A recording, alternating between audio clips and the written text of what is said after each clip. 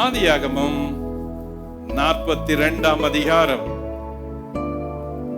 நம்முடைய தொடர் தியானம் ஆதியாகம புத்தகம். ஆதியாகம புத்தகத்தில் ஏற்கனவே நாம் 41ஆம் அதிகாரத்தை கடந்த வகுப்பிலே பார்த்தோம். பார்வோனுடைய வீடு, பார்வோனுடைய அரண்மனை, எகிப்தின் சிறைச்சாலை, இந்த 3 இடங்களிலும் நடந்த யோசேப்பின் சம்பவம், அதைதான் 41ஆம் அதிகாரம் சொல்லுகிறது. அந்த அதிகாரத்தை 5 பகுதிகளாக பிரித்து படித்தோம். பார்வோன் கண்ட சொப்பனம் என்ன, பானபாத்திரக்காரன் தந்த செய்தி என்ன, யோசேப்பு சொப்பனத்திற்கு தந்த அர்த்தங்கள் என்ன, யோசேப்புக்கு எகிப்தில் வந்த உயர்வுதான் என்ன, யோசேப்பின் காலத்தில் எகிப்தில் வந்த பஞ்சம் என்ன என 5 பகுதிகளில் யோசேப்பின் வாழ்க்கையில் நடந்ததை பார்த்தோம். பார்வோன் கண்ட சொப்பனம் 2 வகையாக ஒரே அர்த்தத்தை கொண்ட சொப்பனம். முதல் சொப்பனம் 7 பசுக்கள், 2வது சொப்பனம் 7 கதிர்கள். இதை யோசேப்பு விளக்கி அர்த்தத்தை சொன்னான். ஆனால் அதற்கு முன்பு பார்வோன் அர்த்தத்தை சொல்லக்கூடிய ஆட்களை தேடினான். யாரும் சரியான அர்த்தத்தை சொல்லவில்லை. பகுதி 2இல் பார்த்தோம், பானபாத்திரக்காரன் தந்த செய்தி. அவனுக்கு அப்பொழுதுதான் ஞாபகம் வந்தது. அவன் சிறைச்சாலையில் இருந்தபோது நடந்த சம்பவங்களை பார்வோனுக்கு ஞாபகப்படுத்தி சொன்னான். பானபாத்திரக்காரன் தன் குற்றத்தை உணர்ந்தான். சிறைச்சாலையில் அவனுக்கு யோசேப்பு சொன்னதை நினைவு கூர்ந்தான். பார்வோன் ராஜாவிடம் யோசேப்பை பானபாத்திரக்காரன் அறிமுகப்படுத்தும்படி செய்திகளை சொன்னான். பகுதி 3, யோசேப்பு பார்வோனின் சொப்பனத்திற்கு தந்த விளக்கம். யோசேப்பு பார்வோனிடம் அழைத்து வரப்பட்டான்.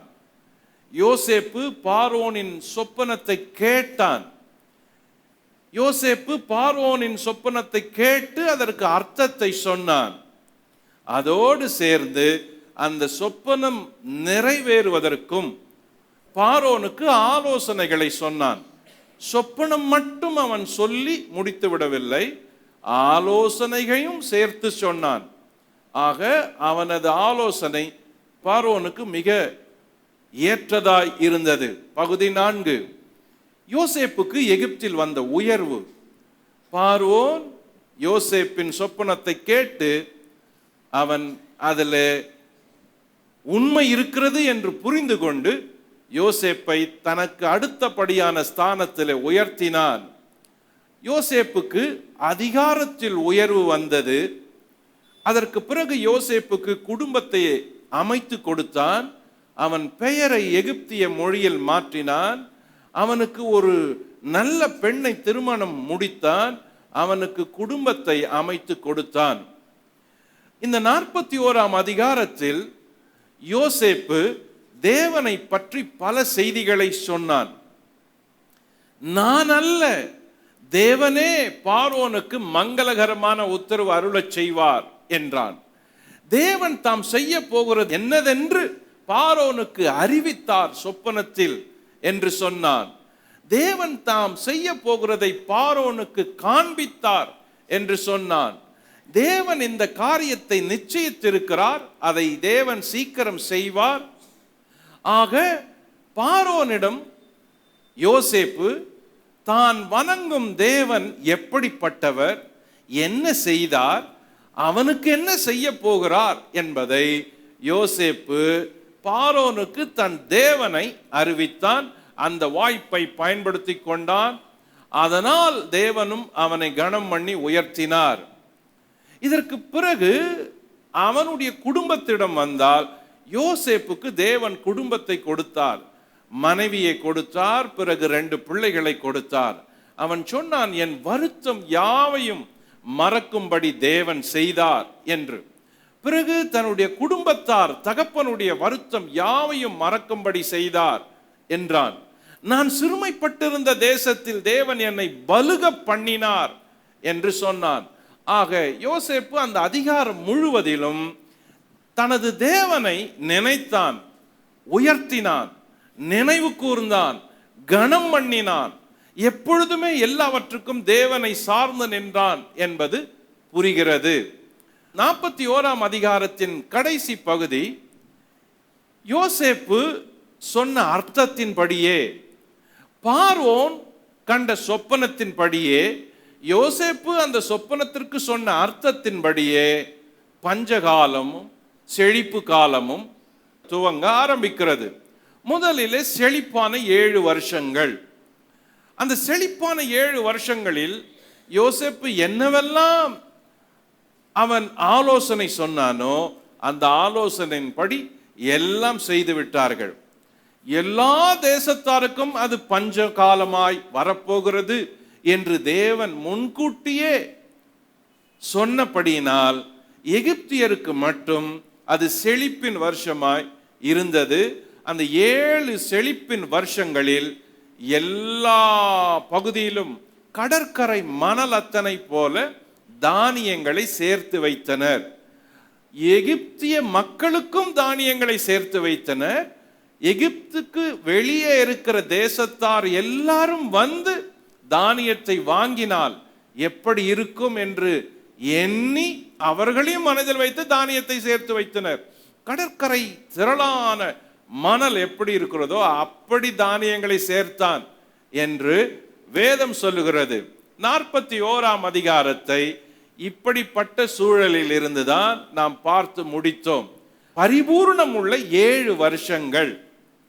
அதில்தான் அந்த 41ஆம் அதிகாரம் முடிகிறது.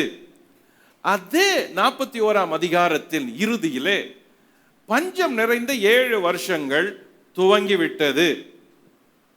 இதனுடைய தொடர்ச்சி 42ஆம் அதிகாரம்.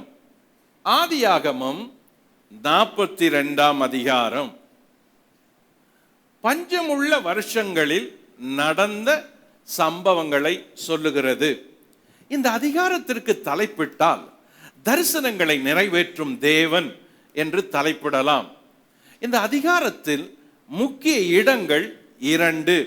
ஒன்று கானான், இன்னொன்று எகிப்து. ஒன்று கானான், 2 எகிப்து. இந்த அதிகாரத்தில் வரும் நபர்கள் யோசேப்பு, யாக்கோபு, யாக்கோபின் 10 குமாரர்கள், ரூபன், சிமியோன். ஆக இவர்கள்தான் இந்த அதிகாரத்தில் வருகிற முக்கிய நபர்கள். ஆதியாகமம் 42ஆம் அதிகாரத்தை 3 பகுதிகளாக பிரிக்கலாம். பகுதி 1, கானானில் பஞ்சம் வந்தது. ஆதியாகமம் 42 1 முதல் 5. பகுதி 2, யாக்கோபின் குமாரர் எகிப்திற்கு சென்றது. ஆதியாகமம் 42 6 முதல் 28. பகுதி 3, யாக்கோபின் குமாரர் திரும்பி கானானுக்கு வந்தது. ஆதியாகமம் 42 29 முதல் 38. பகுதி 1, கானானில் பஞ்சம் வந்தது. ஆதியாகமம் 42ஆம் அதிகாரம் 1 முதல் 5 வரை வாசிப்போம். எகிப்திலே தானியம் உண்டென்று யாக்கோபு அறிந்து தன் குமாரரை நோக்கி, நீங்கள் ஒருவர் முகத்தை ஒருவர் பார்த்து கொண்டிருக்கிறது என்ன? எகிப்திலே தானியம் உண்டென்று கேள்விப்படுகிறேன். நாம் சாகாமல் உயிரோடு இருக்கும்படி நீங்கள் அவ்விடத்துக்கு போய் நமக்காக தானியம் கொள்ளுங்கள் என்றான். யோசேப்பின் சகோதரர் 10 பேர் தானியம் கொள்ள எகிப்துக்கு போனார்கள். யோசேப்பின் தம்பியாகிய பென்யமீனுக்கு ஏதோ மோசம் வரும் என்று சொல்லி யாக்கோபு அவனை அவன் சகோதரரோடே அனுப்பவில்லை. கானான் தேசத்திலே பஞ்சம் உண்டாயிருந்தபடியால் தானியம் கொள்ள போகிறவர்களுடனே கூட இஸ்ரவேலின் குமாரரும் போனார்கள். கானானில் வந்த பஞ்சம். 41ஆம் அதிகாரத்தில் கடைசி பகுதிகளை கவனியுங்கள். 55 எகிப்து தேசமெங்கும் பஞ்சம் உண்டான போது ஜனங்கள் உணவுக்காக பார்வோனை நோக்கி ஓலமிட்டார்கள். அதற்கு பார்வோன், நீங்கள் யோசேப்பினிடத்திற்கு போய் அவன் உங்களுக்கு சொல்லுகிறபடி செய்யுங்கள் என்று எகிப்தியர் எல்லாருக்கும் சொன்னான். தேசமெங்கும் பஞ்சம் உண்டானபடியால் யோசேப்பு களஞ்சியங்களை எல்லாம் திறந்து எகிப்தியருக்கு விற்றான். பஞ்சம் எகிப்து தேசத்தில் வர வர கொடியதாயிற்று. 57 சகல தேசங்களிலும் பஞ்சம் கொடியதாயிருந்தபடியால் சகல தேசத்தார்களும் யோசேப்பினிடத்தில் தானியம் கொள்ளும்படி எகிப்திற்கு வந்தார்கள். ஆக இந்த பஞ்சம் ஒரு குறிப்பிட்ட இடத்துல வந்த பஞ்சம் இல்லை. இது எகிப்திலும் வந்த பஞ்சம், மற்ற தேசங்கள்லையும் வந்த பஞ்சம். ஆராய்ச்சியாளருங்க சொல்றாங்க, உலகம் முழுசும் வந்த பஞ்சங்கள்ல இதுவும் ஒரு முக்கியமான பஞ்சம். பொதுவா மற்ற நாடுகளில் பஞ்சம் இருக்கிறப்ப அந்தந்த நாடுகள் தான் அந்தந்த நாட்டு மக்களுக்கு பொறுப்பெடுத்துக் கொள்ளும். ஆனா இங்க எகிப்து எல்லா நாடுகளுக்கும் ஆதரவா இருக்கிறது போல இங்க சொல்லப்படுது. காரணம், எகிப்து அன்றைய நாட்களில் செழிப்புள்ள ஒரு தேசமா இருந்தது. இந்த முதல் பகுதியில் யாக்கோபு தன் குமாரருக்கு அறிவுரை கூறினான். நம்பர் 2, யாக்கோபு தன் குமாரரை எகிப்துக்கு அனுப்பினான். நம்பர் 3, யாக்கோபின் குமாரர் எகிப்திற்கு சென்றார்கள். இந்த முதல் 5 வசனத்துல இந்த 3 காரியங்கள் தான் இடம் பெற்றிருக்கிறது. சரி, யாக்கோபு தன் குமாரருக்கு என்ன அறிவுரை கூறினான் அப்படின்னா, பஞ்சம் திடீர்னு வரல, கொஞ்சம் கொஞ்சமா வந்துச்சு. முதல்ல பஞ்சம் வர்றதுக்கு என்ன காரணம்? வழக்கமா பஞ்சம் வருமானால் முதல்ல மழை நின்னுடணும். மழை பெய்யல, மழை வரவே இல்லைன்னா தண்ணீர் வற்றிடும். தண்ணீர் வற்றி போனால் பயிர் செய்ய முடியாது. பயிர் செய்யலைன்னா உணவு கிடைக்காது. அப்போ உணவு, சாப்பிடக்கூடிய உணவு இல்லைன்னா மேக்சிமம் வேற ஏதாகிலும் வச்சு சாப்பிட்றதுக்கு பிரயாசப்படுவோம். அவைகளும் தீர்ந்து போனா என்ன செய்யறதுன்னு யோசிப்போம். இந்த இடத்துல இந்த நிகழ்ச்சிகள் எல்லாம் நடந்து எல்லார் கைகளிலும் இருந்த அவர்கள் சேர்த்து வைத்த உணவு, அவர்களுடைய சொந்தம், அவங்களுக்கு சொந்தமான தானியங்கள், உணவுப் பொருட்கள் எல்லாம் செலவழிகிறத காலத்தில், அந்த சீசன்ல எல்லாருமே பேச ஆரம்பிச்சிட்டாங்க. என்ன பண்றது, நம்ம என்ன பண்றது, எல்லாருமே அதான் பேசியிருப்பாங்க. என்ன பண்ண போறோம், எப்படி சாப்பிடுவோம்னு. ஸோ தேசத்தில் பஞ்சம் வந்தப்ப எல்லாருக்கும் அந்த கவலை இருந்திருக்கும். இதே சூழல்ல தான் யாக்கோபின் குமாரரும் இருந்தாங்க. ஆனா அவங்களுக்கு எதுவுமே ஓடலை. மனசு எந்த பிளானும் இல்லை, எந்த எக்ஸ்ட்ரா ஐடியாவும் வரல. அதனால அவங்க எல்லாரும் ஒருத்தரை பார்த்துக்கிட்டு இருக்கிறாங்க. அவங்க அப்பா சொல்றாரு, நீங்க ஒருத்தர் முகத்தை ஒருத்தர் பார்த்துட்டு இருக்கிறது என்ன அப்படின்னு. இந்த வார்த்தை நமக்கு ரொம்ப பரிச்சயமான வார்த்தை. ஏன்னா நம்மளே எத்தனையோ முறை அப்படிதான் பார்த்துட்டு இருக்கிறோம். சர்ச்சில் ஒருத்தர் முகத்தை ஒருத்தர் பார்த்துட்டு இருக்கிறோம். ஜெபம் பண்றப்ப ஒருத்தர் முகத்தை ஒருத்தர் பார்த்துட்டு இருக்கிறோம். காணிக்க கொடுக்குறப்ப ஒருத்தர் முகத்தை ஒருத்தர் பார்த்துட்டு இருக்கிறோம். ட்ரெஸ் பண்றப்ப ஒருத்தர் ட்ரெஸ்ஸை இன்னொருத்தர் பார்த்துட்டு இருக்கிறோம். எல்லாருமே ஒண்ணுமே செய்யலன்னா என்ன செய்வோம்? ஒண்ணுமே செய்யலன்னா ஒருத்தரை பார்த்துக்கிட்டு தான் இருப்போம். எல்லாரும் பிஸியா இருந்தா, எல்லார் கையிலையும் வேலைகள் இருந்தா, எல்லாருக்குள்ள திட்டங்கள் இருந்தா, எல்லாருக்குள்ள செயல் இருந்தா ஒருத்தரை பார்க்க மாட்டோம். பார்க்காத பிஸியா இருப்போம். அப்ப யார் ஒருத்தரை பார்த்துட்டு இருப்பாங்க? எந்த வேலை இல்லை, எந்த பிளான் இல்லை, எந்த திட்டம் இல்லை, எதுவுமே இல்லை. இந்த ரொம்ப பேர் பெண்களுக்கு என்ன கவலை தெரியுமா? காலையிலானா என்ன குழம்பு வைக்கிறது, மத்தியானத்துக்கு என்ன குழம்பு வைக்கிறது, ராத்திரிக்கு என்ன குழம்பு வைக்கிறது, இது ஒருத்தர் கவலை. இன்னும் சிலருக்கு சாரிக்கு ஏற்ற பிளவுஸே கிடைக்கல. நானும் மதர்ஷாக்கு போயிட்டேன், டி நகர் போயிட்டேன், அந்த சாரிக்கு எத்தனையோ நாள் பிளவுஸே கிடைக்கல. இது ஒரு கவலை. இப்போ ஒண்ணுமே இல்லைன்னா நாமளே கவலையை வர வைக்கிறதுக்கு வழிகள் இருக்குது. ஒண்ணுமே இல்லைன்னா இங்க இந்த பசங்களுக்கு என்ன அப்படின்னா, இது உங்களுக்கு வேற ஐடியாவே வரல. எல்லாரும் வீட்டில் உட்காந்து பேசிட்டு இருக்கிறான், ரோட்டில் உட்காந்து பேசிட்டு இருக்கிறான், சாயங்காலம் ஆயிடுச்சு வீட்டுக்கு போறாங்க, இதே தான். அதுக்கு மேல என்ன பேசுறது? எல்லாரும் ஒருத்தர் உட்காந்து யோசிச்சுட்டு இருக்கிறாங்க, எங்கேயும் போல. இந்த ரொம்ப பேர் கிராமங்களில் பார்த்தீங்கன்னா எந்த வேலைக்கும் போக மாட்டான், எங்கும் போக மாட்டாங்க. திண்ணையில் உட்காந்து கால் ஆட்டிட்டு, தாயம் விளையாடிட்டு, சீட்டு விளையாடிக்கிட்டு, சும்மா போகிறவங்கள வரவங்கள பார்த்துக்கிட்டு, பேச்சு கொடுத்துட்டு, காஃபி குடிச்சிட்டு, அப்புறம் சாப்பாட்டுக்கு வீட்டுக்கு வருவாங்க. சாப்பிட்டுட்டு போய் அதே திண்ணையில் உட்காந்துக்குவாங்க.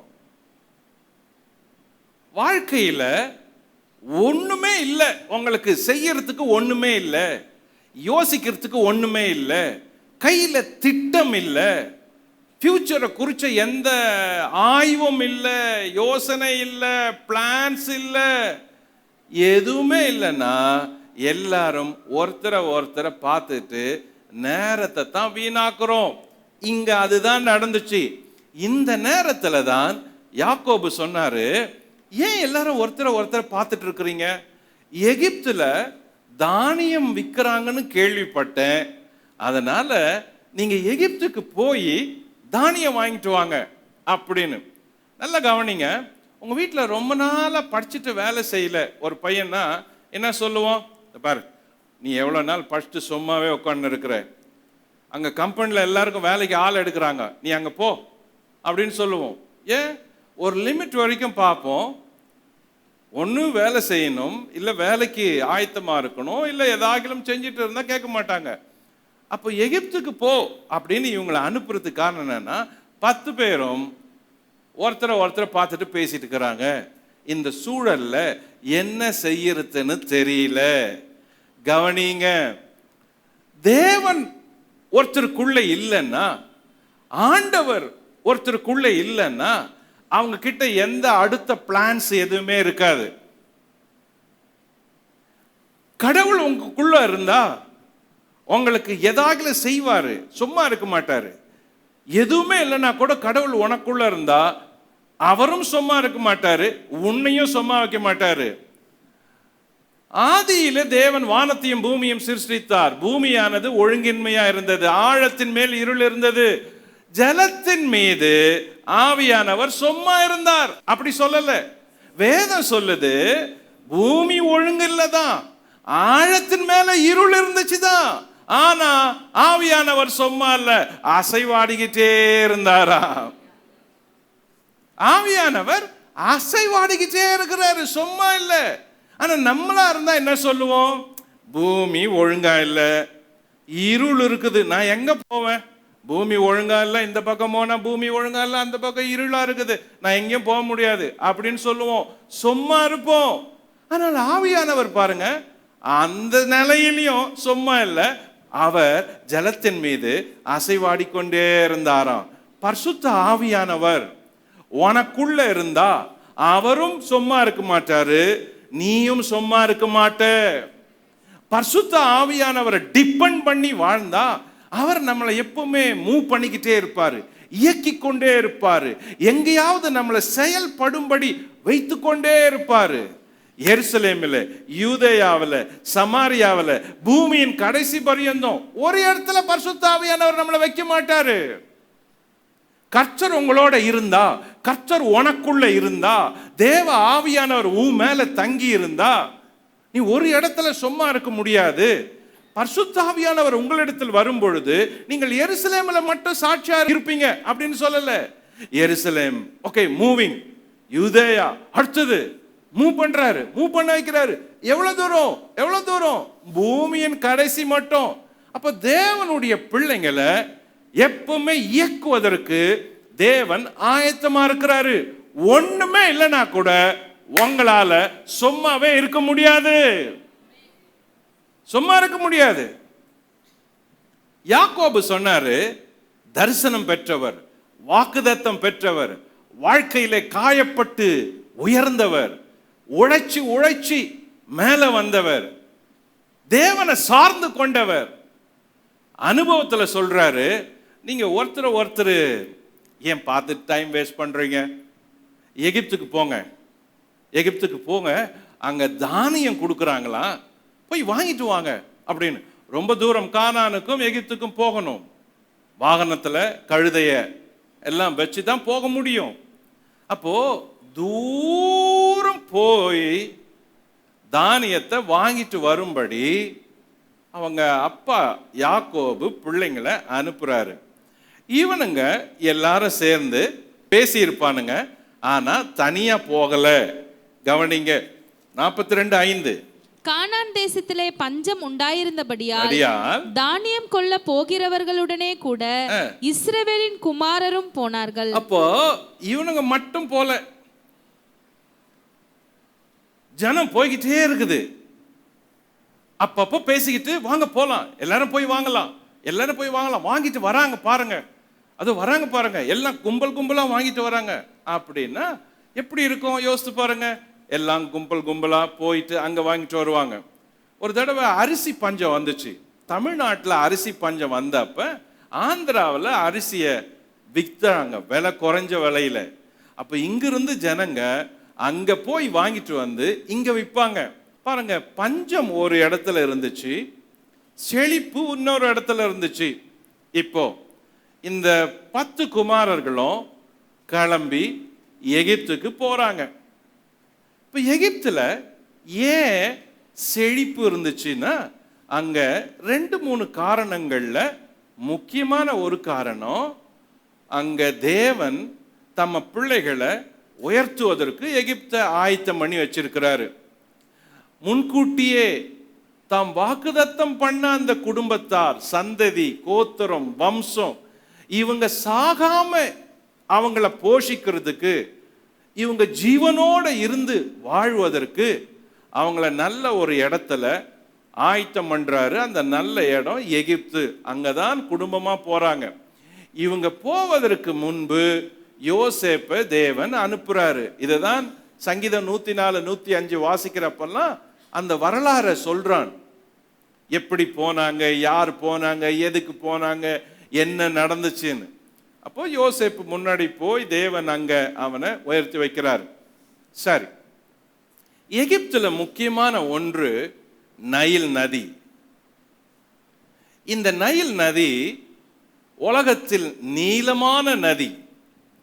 சுமார் 6695 கிலோமீட்டர் நீளமுள்ள நதி.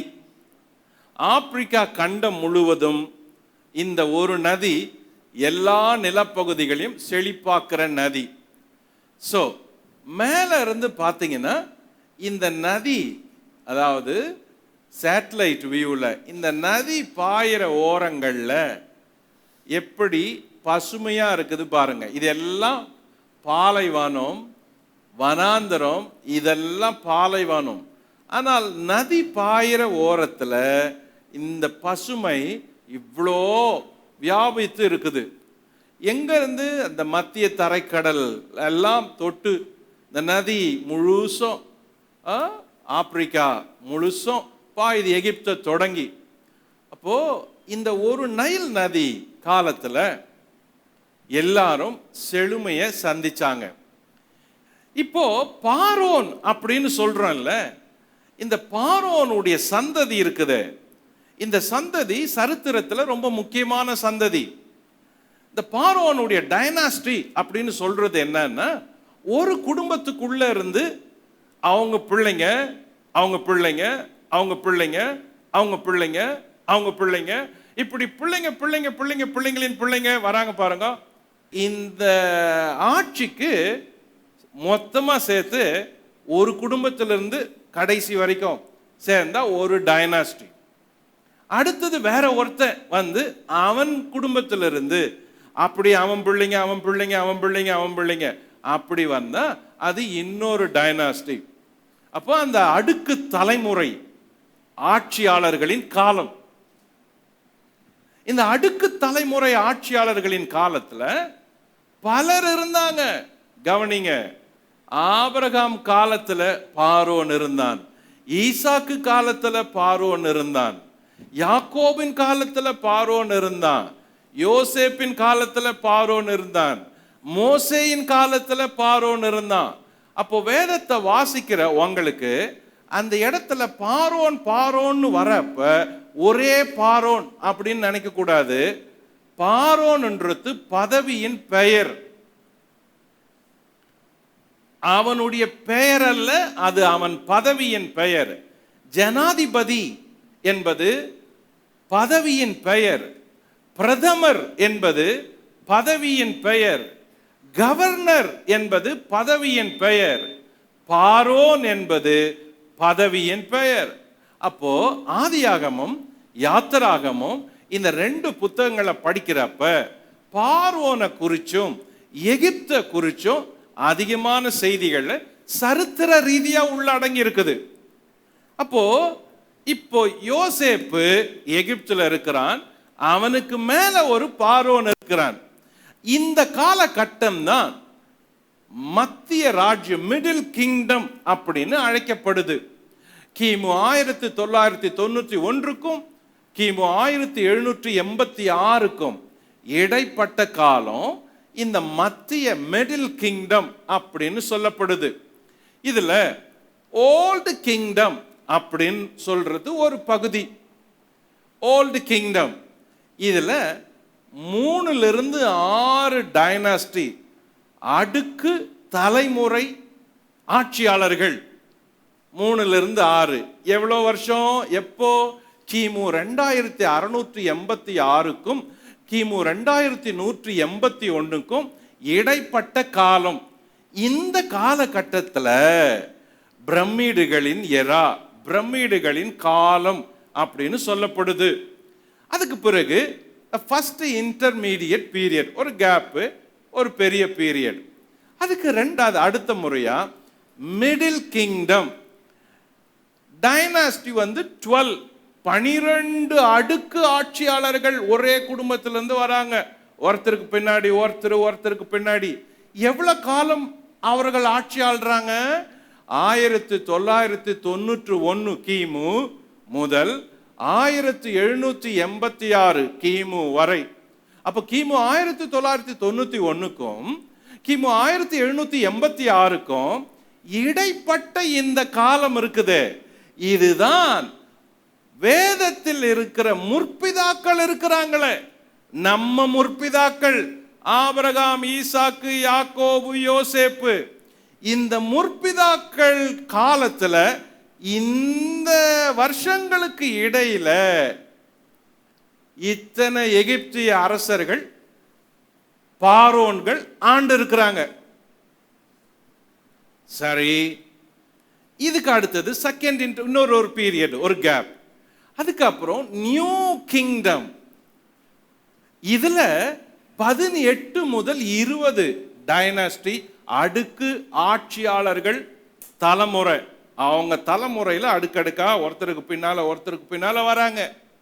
வருஷம் கிமு 1587க்கும் கிமு 1085க்கும் இடைப்பட்ட காலத்துல. இதுதான் மோசே பிறந்த போது பார்வோன் இருந்தானே அந்த காலம், மோசே வளர்ந்த போது பார்வோன் இருந்தானே அந்த காலம், மோசே வளர்ந்து 80 வயசுல போய் பார்வோனை சந்திச்சு எங்க மக்களை கானானுக்கு அனுப்போன்னு கேட்டான், அற்புத அடையாளங்கள் செஞ்சான். பார்வோன் இருதயத்தை தேவன் கடினப்படுத்தினாரு, அந்த பார்வோன். அப்போ அப்படிப்பட்ட பார்வோன்கள் எல்லாம் வாழ்ந்த காலம் இந்த காலம். அப்போ பார்வோன்ன்றது ஒரு ஆள் இல்லை. அப்போ எகிப்துல இத்தனை வகையா அவங்க ஆட்சிகள் பல தலைமுறையில் நடந்திருக்குது. அதற்கு பிறகு எகிப்தில் ஆட்சியாளர்கள் மாறுறாங்க. அதுக்கு எகிப்திய வல்லரசு, ஒரு காலத்தில் எகிப்து வல்லரசாக இருந்துச்சு.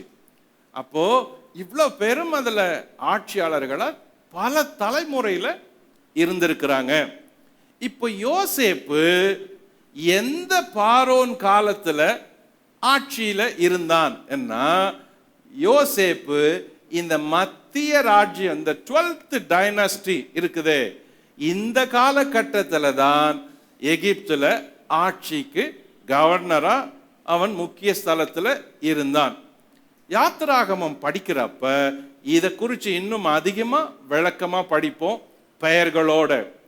ஆக எகிப்து ஏன் ரொம்ப செழிப்பாக இருந்துச்சுக்கு காரணம், அதில் இருந்த நைல் நதி, அதில் இருந்த ஒரு தேவ பக்தி உள்ள ஆலோசனை காரணம், மனம் சுத்தமான ஒரு பார்வோனும், அவன் நியாயமும் நேர்மையும் உள்ள ஒரு பார்வோனா இருந்ததுனால மந்திரவாதிகள் சொன்னதை கேட்கல, சாஸ்திரிகள் சொன்னதை நம்பல. அவன் யோசேப்பு சொன்னதை நம்பி அதன்படி செய்தான். அதனால எகிப்தில் ஒரு பெரிய ரட்சண்ய நாட்கள் 7 வருஷம் இருந்துச்சு. வரப்போகிற பஞ்சத்திற்குள்ள அவங்க காப்பாற்றப்பட்டாங்க. இதுதான் இந்த முதல் பகுதியில் பஞ்சத்திற்கு காரணமும் வழிகளும். பகுதி 2, யாக்கோபின் குமாரர் எகிப்துக்கு சென்றது. ஆதியாகமம் 42ஆம் அதிகாரம் 6ஆம் வசனம் முதல் 28ஆம் வசனம் வரைக்கும் இந்த 2ஆம் பகுதி நீண்ட ஒரு பகுதி. இதை கேஷுவலாக படிக்கிறப்ப 41ஆம் அதிகாரம், 42ஆம் அதிகாரம், 43ஆம் அதிகாரம் அதிகமான செய்திகள், சம்பவங்கள் உள்ள வர்றதுனால வாசகனுக்கு மனதில் வைக்கிறதுக்கு கொஞ்சம் கஷ்டமாக இருக்கும், வரிசையாக சொல்கிறதுக்கு கூட கஷ்டமாக இருக்கும். ஆனால் இந்த 42ஆம் அதிகாரத்தின் 2ஆம் பகுதி யாக்கோபின் குமாரர் எகிப்துக்கு போகிறாங்க. போய் அங்கே என்ன நடக்குது, என்ன சந்திச்சாங்க, அவங்களுக்கு நேர்ந்தவைகள் என்ன என்பதை 6 முதல் 28 வரைக்கும் நீளமான சம்பவத்தை இந்த அதிகாரம் சொல்லுது. இப்போ இந்த 2ஆம் பகுதியில் என்னவெல்லாம் சம்பவங்கள் இருக்கிறது? நம்பர் 1, யோசேப்பு தன் சகோதரரை சந்தித்தான். வாசிப்போம். 42ஆம் அதிகாரம் 6ஆம் வசனம். யோசேப்பு அத்தேசத்துக்கு அதிபதியாயிருந்து தேசத்தின் ஜனங்கள் யாவருக்கும் விற்றான். யோசேப்பின் சகோதரர் வந்து முகங்குப்புற தரையிலே விழுந்து அவனை வணங்கினார்கள். யோசேப்பு அவர்களை பார்த்து தன் சகோதரர் என்று அறிந்து கொண்டான். அறிந்தும் அறியாதவன் போல கடினமாய் அவர்களோட பேசி, நீங்கள் எங்கே இருந்து வந்தீர்கள் என்று கேட்டான். அதற்கு அவர்கள், கானான் தேசத்திலிருந்து தானியம் கொள்ள வந்தோம் என்றார்கள். யோசேப்பு அவர்களை தன் சகோதரர் என்று அறிந்தும் அவர்கள் அவனை அறியவில்லை. யோசேப்பு அவர்களை குறித்து தான் கண்ட சொப்பனங்களை நினைத்து அவர்களை நோக்கி, நீங்கள் வேவுக்காரர், தேசம் எங்கே திறந்து கிடக்கிறது என்று பார்க்க வந்தீர்கள் என்றான். அதற்கு அவர்கள், அப்படியல்ல ஆண்டவனே, உமது அடியாராகிய நாங்கள் தானியம் கொள்ள வந்தோம். நாங்கள் எல்லோரும் ஒரு தகப்பனுடைய பிள்ளைகள். நாங்கள் நிஜஸ்தர், உமது அடியார் வேவுக்காரர் அல்ல என்றார்கள். அதற்கு அவன், அப்படியல்ல, தேசம் எங்கே திறந்து கிடக்கிறது என்று பார்க்கவே வந்தீர்கள் என்றான். அப்பொழுது அவர்கள், உமது அடியாராகிய நாங்கள் 12 சகோதரர், கானான் தேசத்தில் இருக்கிற ஒரு தகப்பனின் புத்திரர். இளையவன் இப்பொழுது எங்கள் தகப்பனிடத்தில் இருக்கிறான், ஒருவன் காணாமற் போனான் என்றார்கள். ஓகே, அவங்க எகிப்துக்கு போறாங்க. அங்க நடக்கிற நிகழ்ச்சிகளை வரிசைப்படுத்தி இருக்கிறோம், வரிசையா சொல்லி இருக்குது. இப்போ இது ஒரு சுருக்கமான சம்பவத்தை ஆக்கியோன் எழுதி இருக்கிறாரு. இப்போ நம்ம கற்பனையில் யோசித்தா எப்படி நேராக போய் யோசேப்பை பார்த்துருப்பாங்களோ, அவங்க பிரதர்ஸ் எல்லாம் நேராக போய் பார்க்குற அளவுக்கு யோசேப்பு சாதாரண பதவியில் இல்லை. யோசித்து பாருங்க, முழு எகிப்தியரும் தானியம் வாங்க அலைந்திருப்பாங்க, வரிசையில் நின்று இருப்பாங்க. வெளி தேசத்தவர்களும் 100கணக்கானவங்க வந்திருப்பாங்க, வரிசையா வந்துகிட்டே இருந்திருப்பாங்க, பரபரப்பா இருந்திருக்கும். அப்போ டைரக்டா இங்க எப்படி யோசேப்பை சந்திச்சிருப்பாங்க அப்படின்னா, இது செய்தியை சுருக்கி சொல்லுது. கற்பனை பண்ணி பாருங்க, ஏதோ இவங்க 10 பேர் தான் போய் தானியம் வாங்குறதுக்கு எகிப்துக்கு போல. சகல தேசத்திலும் சுத்தி இருக்கிற எல்லா தேசத்திலிருந்தும் வராங்க. இந்த ஊர் மக்கள், எகிப்திய மக்கள் கூட தேசத்துல தானியம் வாங்குறதுக்கு பரபரப்பா இருந்திருப்பாங்க, வரிசையில நின்று இருப்பாங்க. அப்படி இருந்திருக்கணும். அப்போ ஏதோ ஒரு சம்பவம் இங்க விரிவா நடந்திருக்கணும். ஆனால் சுருக்கமா சொல்லப்பட்டிருக்குது. வெளிக்குறிப்பு ஒரு புத்தகம் என்ன சொல்லுது, இவங்க எப்படி இவங்களை யோசேப்பு டைரக்டா சந்திச்சான் அப்படின்னு. கவனிங்க, கொஞ்ச நேரம் அந்த கற்பனையா அந்த எகிப்துல யோசித்து பாருங்க. தேசம் எங்கும் பஞ்சம், ஜனங்க எல்லாம் தானியத்துக்கு அலையிறாங்க. கையில இருந்த பணமும் கொஞ்சம் பேருக்கு இருக்குது, சிலருக்கு செலவழிஞ்சிருச்சு. வெளி தேசத்தாரும் வராங்க, தானியம் வாங்க வந்துகிட்டே இருக்கிறாங்க. அப்போ தானிய வியாபாரம் எகிப்து முழுசும் அபிஷியலா அரசாங்க அனுமதியோட நடந்திருக்கணும். இவ்வளவு மக்களையும் எப்படி சமாளிச்சிருப்பாங்க, கவனிச்சிருப்பாங்க, எப்படி அவங்க இவ்வளவு பேருக்கும் தானியத்தை அவங்க சப்ளை பண்ணி இருக்கணும். இது பெரிய காரியமாச்சே.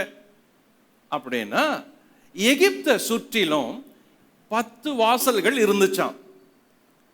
இந்த 10 வாசல்களை தாண்டி தான் எகிப்துக்கு உள்ள போகணும்.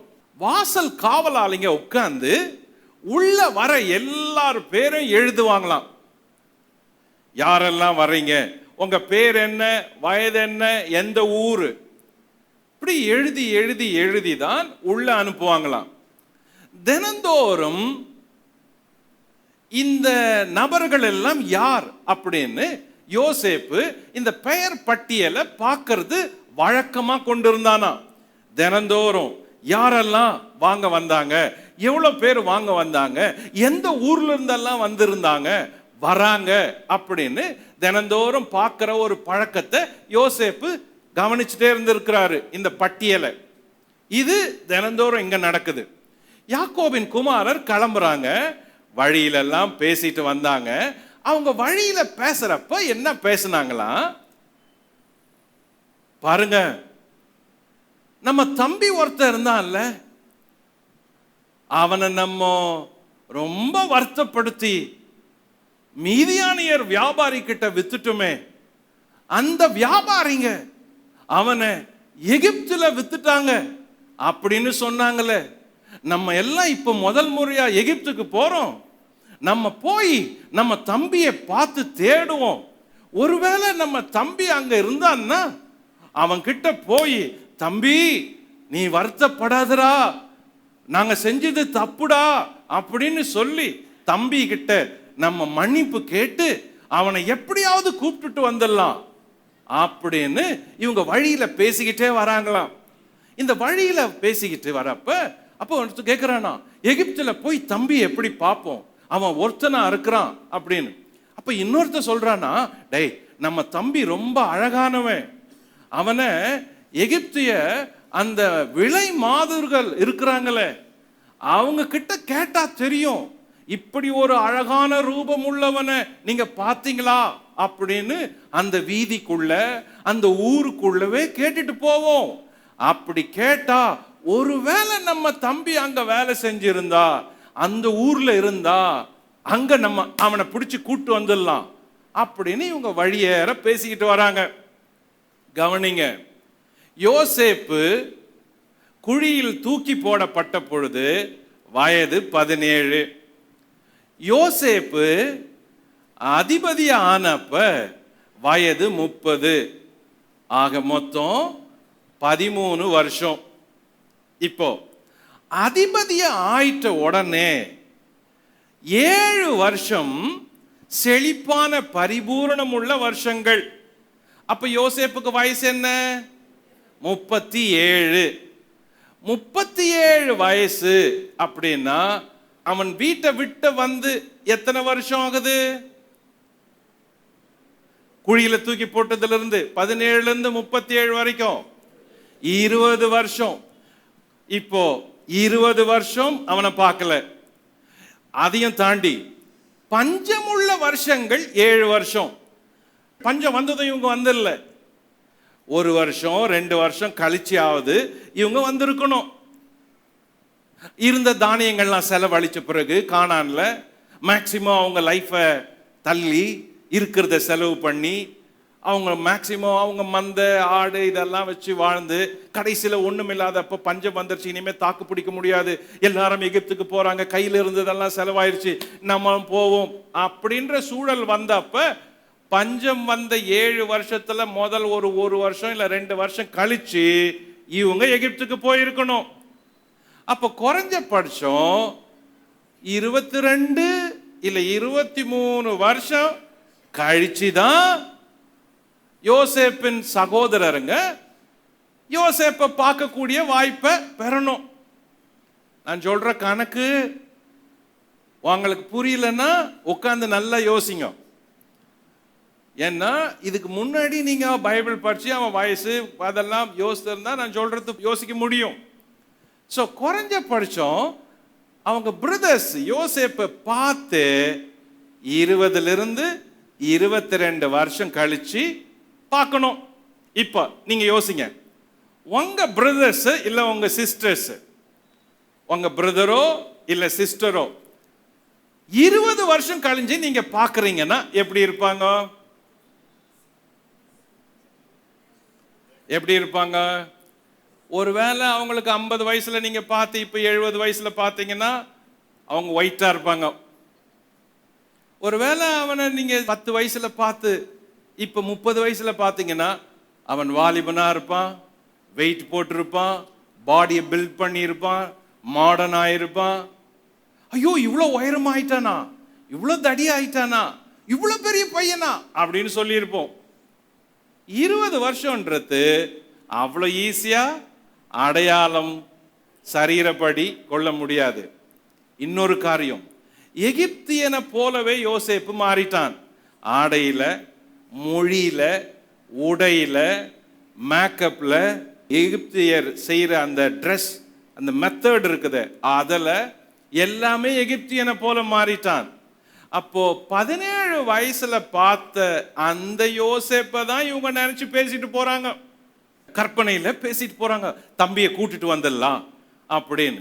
யாக்கோபு என்ன சொல்லி அனுப்புனாராம், மகன்களே நீங்க எகிப்துக்கு உள்ள போனீங்கன்னா 10 பேரும் சேர்ந்து ஒரே இடத்துல போகாதீங்க.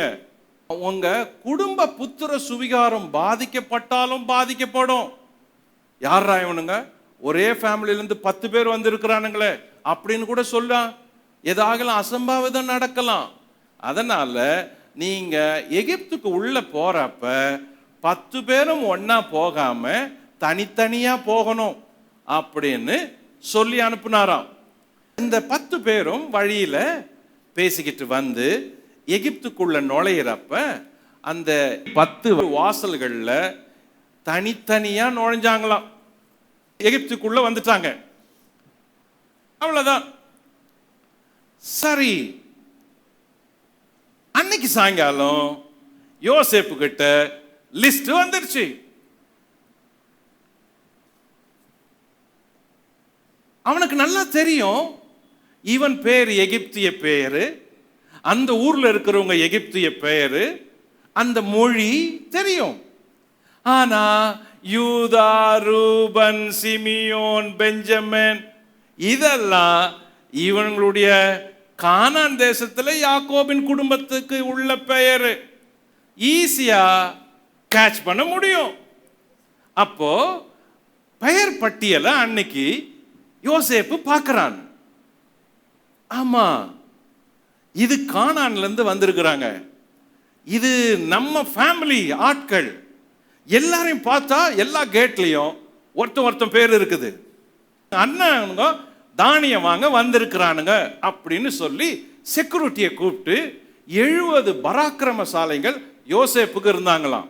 அந்த 70 பேருக்கு ஆர்டர் போட்டானா, என்ன பண்ணுவீங்களோ தெரியாது, this this this this this this இந்த பேரெல்லாம் ரவுண்ட் பண்ணுங்க, இந்த பேர்கள் எங்க இருந்தாலும், இந்த 10 பேர் எங்க இருந்தாலும் என்கிட்ட அவங்க நீங்க அரெஸ்ட் பண்ணி கொண்டு வாங்க அப்படின்னு சொல்றான் யோசேப்பு. இவங்க என்ன பண்றாங்க, இந்த 70 சோல்ஜர்ஸும் போய் பட்டணம் பட்டணமா தேடுறாங்க. முதல் நாள் ஆச்சு, கிடைக்கல. 2வது நாள் ஆச்சு, கிடைக்கல. 3வது நாள் ஆச்சு, கிடைக்கல. அப்போ டெய்லி வந்து ரிப்போர்ட் பண்றாங்க யோசேப்பு கிட்ட, சார் நாங்க இங்கெல்லாம் தேடணும், நீங்க சொன்ன லிஸ்ட்ல வந்த ஆட்கள் இங்க இல்லை, அவங்கள தேடி தேடி பார்த்தோம், அவங்கள கிடைக்கல அப்படின்னு. 4வது நாள் அவங்கள ஒரு இடத்துல கண்டுபிடிச்சாங்க. இந்த 10 பேரும் அந்த வீதிக்குள்ள போற ஊர்ல இவங்க நடந்து நடந்து தன் தம்பியை தேடிக்கிட்டு இருக்கிறாங்களாம். அப்போ இந்த சோல்ஜர்ஸ் எல்லாம் வந்து அவங்கள ரவுண்ட் பண்ணி விசாரிச்சிருக்கிறாங்க. ரூபன், சிமியோன், யூதா எல்லாரும் பேர், இவங்க பேர் இருக்குது. கேட்ச் பண்ணாங்க, அரெஸ்ட் பண்ணாங்க. இப்ப கூட்டு வந்து நிறுத்துறாங்க. இப்பதான் இந்த கான்வர்சேஷன் தொடங்குது. யோசேப்புக்கு தெரிஞ்சிட்டு இவங்க யாருன்னு. ஆனா அவங்க சகோதரனுக்கு தெரியல யோசேப்பு யாருன்னு. காரணம் 2. 1, யோசேப்பினுடைய 20 வருஷம் கழிஞ்சு பார்க்கிற உருவம். 2, யோசேப்புடைய எகிப்திய அந்த மொழியும் எகிப்திய ஆடை அலங்காரமும். ஸோ அவனுங்க கற்பனையில கூட ஒரு சின்ன டிராப் கூட யோசேப்ப அவனுங்க நினைக்கிறதுக்கு வாய்ப்பே இல்லை, இந்த இடத்துல யோசேப்பு இருப்பான்னு. இப்ப யோசேப்பு கண்டுபிடிச்சிட்டான் இவங்க தான் அப்படின்னு. இப்ப யோசேப்பு பேசுறான். இந்த சாப்டர்ல யோசேப்பு தன்னுடைய அண்ணன்களை பார்த்ததும் ஓடி போய் கட்டி பிடிச்சிருக்கணும். யோசேப்பு இரக்கம் உள்ளவன், அழுகிறவன், பாசம் உள்ளவன், நல்லவன், எல்லா தப்புகளையும் மன்னிக்கிறவன். அப்படித்தானே இவன் குறிச்சு பார்க்கிறோம். இவன் என்ன செஞ்சிருக்கணும்? பாசக்கார தம்பி. இவ்வளவு பாசக்கார தம்பி என்ன பண்ணிருக்கணும்? மேல இருந்து இறங்கி, படிகள்ல இறங்கி கடகடன்னு ஓடி, அண்ணா ரூபன், சிமியோன் எங்க இருக்கிற, எப்படி இருக்கிற அப்படின்னு சொல்லி இருக்கணுமே. அப்படின்னு சொல்லலையே. ஏன் யோசேப்பு இப்படி பேச ஆரம்பிச்சான்? நீங்க யாரு? நீங்க வேவு பார்க்க வந்தீங்களா அப்படின்னு மேட்ரு தொடங்குது. யாக்கோபுடைய பிள்ளைங்க எல்லாரும் நிக்கிறாங்க. யோசேப்பு கேள்வி கேட்கிறான், நீங்க யாரு, எந்த ஊரு, ஏன் வந்தீங்க அப்படின்னு. அப்போ அவங்க பதில் சொல்றாங்க, நாங்க பஞ்சத்துல தானியம் வாங்க வந்தேன்னு. யோசேப்பின் சகோதரங்க எல்லாரும் வந்து யோசேப்பை வணங்குறாங்க. அதுதான் முதல்ல நடக்குது. 42ஆம் அதிகாரம் 6ஆம் வசனம். யோசேப்பு அத்தேசத்துக்கு அதிபதியாய் இருந்து தேசத்தின் ஜனங்கள் யாவருக்கும் விற்றான். யோசேப்பின் சகோதரர் வந்து முகங்குப்புற தரையில விழுந்து அவனை வணங்கினாங்க. முகம் குப்புற விழுந்து வந்து வணங்கினாங்க, பயந்துட்டாங்க. இப்ப யோசேப்பு அவங்கள பார்த்து கேள்வி கேட்கிறான். 8ஆம் வசனம். யோசேப்பு அவர்களை தன் சகோதரர் என்று அறிந்தும் அவர்கள் அவனை அறியவில்லை. யோசேப்பு அவர்களை குறித்து தான் கண்ட சொப்பனங்களை நினைத்து, 20 வருஷத்துக்கு பின்னாடி நம்மளை குழியில தூக்கி போட்டவங்க வராங்க. த ஹோல் டீம் அப்படியே வருது. என்ன யோசிச்சிருப்போம் பார்த்து? இவன் தானே குழியில தூக்கி போட்டான், நம்ம கத்தனப்ப கையை கட்டுனது இவன் தானே, பள்ளத்துல தூக்கி போடுறப்ப என்ன விட்டுறா விட்டுறா ரூபன் அப்படின்னு சொன்னமே. அப்போ ஒவ்வொருத்தரும் ஒவ்வொரு காரியத்தை யோசேப்புக்கு விரோதமா செஞ்சவங்க. நியாயமா என்ன யோசிச்சிருக்கணும்? 20 வருஷத்துக்கு முன்னாடி குழியில தூக்கி போட்டவங்க எல்லாம் இவங்க இப்ப வந்திருக்கிறாங்களே, அப்படித்தானே யோசிச்சிருக்கணும். ஆனா யோசேப்பு அப்படி யோசிக்கல. தான் கண்ட சொப்பனத்தை, தரிசனத்தை நினைக்கிறானா. ஒரு தரிசனக்காரன், ஆவிக்குரியவன் எப்பவுமே தன்னுடைய தரிசனங்கள் நிறைவேறுவதிலேயே கவனமா இருப்பான். அவங்க எப்படிப்பட்டவங்களா இருக்கட்டும். இதே யோசேப்பு அவங்க வீட்டில் இருந்தப்ப ஒரு நாள் சொன்னா, இத பாருங்க, நான் ஒரு சொப்பனம் கண்டேன், கதிர்கள் எல்லாம் என்ன பார்த்து வணங்குது அப்படின்னு சொன்னப்ப இதே அண்ணன்கள் பொறாம கொண்டாங்க, கடிஞ்சு கொண்டாங்க, திட்டினாங்க. இன்னொரு நாள் ஒரு சொப்பனம் கண்டான், சூரியன் சந்திரன் நட்சத்திரங்கள் எல்லாம் என்ன வணங்குது அப்படின்னு சொன்னப்ப அவங்க அப்பா, அவங்களுடைய பிரதர்ஸ் எல்லாரும் கோவப்பட்டாங்க, கடிந்து கொண்டாங்க, திட்டினாங்க. இப்ப அதே தரிசனம், அதே சொப்பனம் போல இப்ப எல்லாரும் அவனை வணங்குறாங்க. தரிசனக்காரன் தன் வாழ்க்கையில தரிசனம் நிறைவேறத்துல தான் கவனமா இருப்பான். வேற எதுவுமே அவன் ஞாபகத்துக்கு வராது. எத்தனை வருஷம் ஆனாலும் உன் தரிசனம் நிறைவேறதுல தான் கவனமா இருப்ப. ஏன்னா நீ தரிசனக்காரன். தரிசனம் உள்ளவங்க அவங்க வாழ்க்கையில என்ன நடந்தாலும், யார் என்ன செஞ்சாலும் அது அவங்கள பாதிக்காது. என்ன ஒண்ணு செஞ்சிருக்கலாம், ஆனா அவங்களுக்கு அந்த தரிசனம் தான் முக்கியமான காரியமா இருக்கணும். உன் வாழ்க்கையில உனக்கு என்ன ஒண்ணு நடக்கலாம், ஆனா உனக்கு தரிசனம் இருக்குது. கர்த்தர் கொடுத்த தரிசனம், தேவன் உன்னை குறிச்சு சொன்ன வார்த்தை, உன் எதிர்காலத்தை குறிச்சு சொன்ன வார்த்தை, அது நடக்கிறப்ப அதை தான் நீ பார்க்கணும். உன் கவனம் அதில் தான் இருக்கணும். யோசேப்பு அதை நினைச்சானா இப்போ அவங்க எல்லாம் வணங்குறப்போ. ஆனா நம்ம என்ன நினைச்சிருப்போம்? இல்ல, தரிசனம் இல்லாதவன் என்ன நினைச்சிருப்பான்? அன்னைக்கு என்ன தூக்கி போட்டீங்க, இன்னைக்கு என் காலிலே வந்து விழுறீங்களே அப்படின்னு சொல்லி இருப்போம்.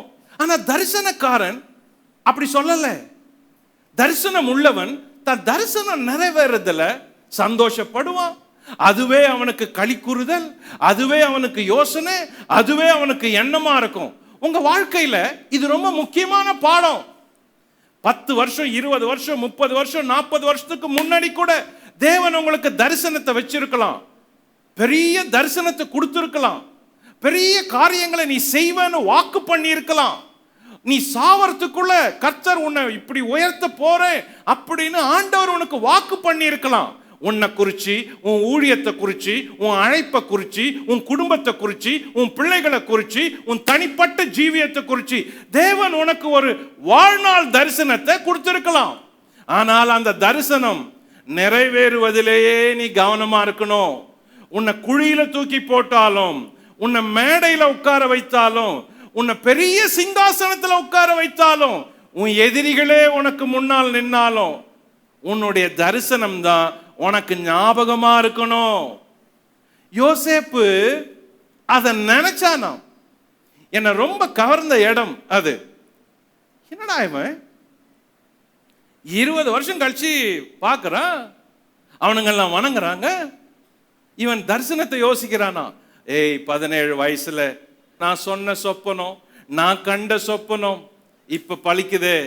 தேவன் எவ்வளோ உண்மை உள்ளவர், தரிசனத்தை கொடுத்தவர், நிறைவேற்றுவதில் எவ்வளோ உண்மை உள்ளவர், எவ்வளோ நல்லவர், எவ்வளோ நிரூபிக்கிறவர், எவ்வளோ நிஜஸ்தர். நிஜஸ்தர் உன் தேவன், நிஜஸ்தர். நிஜஸ்தர் பொய் சொல்லாதவர், பொய் உரையாத தேவன், மாறாத தேவன், மனுஷனா இல்லாத தேவன். மனம் மாற அவர் மனுஷன் அல்ல. ஏன்? உனக்கு சொல்லியும் செய்யாதிருப்பாரோ, சொல்லியும் செய்யாதிருப்பாரோ. தேவன் மனம் மாற மனுஷன் அல்ல, சொல்லியும் செய்யாதிருப்பாரோ. பொய் சொல்ல அவர் மனுஷன் அல்ல, சொல்லியும் செய்யாதிருப்பாரோ. உன் தரிசனத்தை கர்த்தர் உனக்கு நிறைவேற்றுற காலம்தான் உன் வாழ்க்கையிலேயே மகிழ்ச்சியான காலம். வேற எதுவுமே மகிழ்ச்சியான காலம் இல்ல.